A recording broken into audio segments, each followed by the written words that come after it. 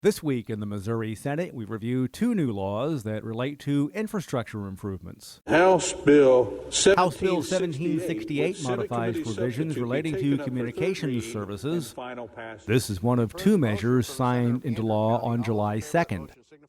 When the proposal was discussed on the floor of the Missouri Senate on April 29th, Handler, Senator Dan Hegeman of Cosby, told his colleagues other Missouri Senate proposals had been added to the bill, including Senate Bill 632 and Senate Bill 807.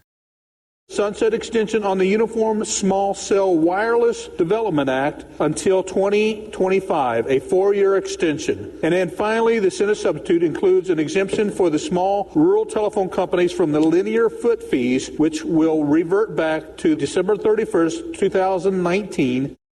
Senator Jill Troop of Creve Coeur also added an amendment to the measure, which deals with linear foot fees charged in such upgrades.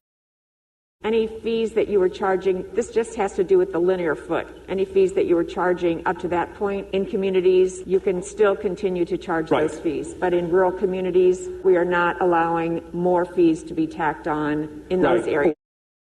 Senator Hegeman points out this new law does nothing with broadband franchise fees.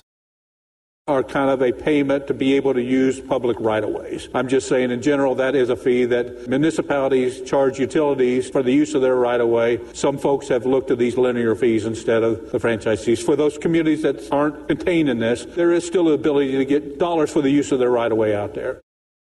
House Bill 1768 will take effect on August 28th. House Bill 2120. Also signed into law on July 2nd was House Bill 2120, which modifies provisions relating to the safety of utility infrastructure. During Missouri Senate discussion on May 11th, Senator Gina Walsh of Bell Fountain Neighbors added an amendment to the proposal. Right now it says if any of the samples taken in the building exceed 5 parts per billion, we bracket out exceed 5 parts per billion and replace it with current standards for parts per billion for lead established by the United States Environmental Protection Agency.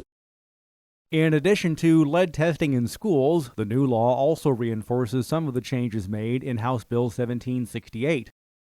House Bill 2120 will also become law on August 28th. Time is running out for the remaining bills to either be signed, vetoed, or allowed to become law without the governor's signature. The deadline is July 14th. And remember, you can follow these and other issues facing the Missouri Senate, plus see a complete list of truly agreed to and finally passed legislation by visiting our website, senate.mo.gov.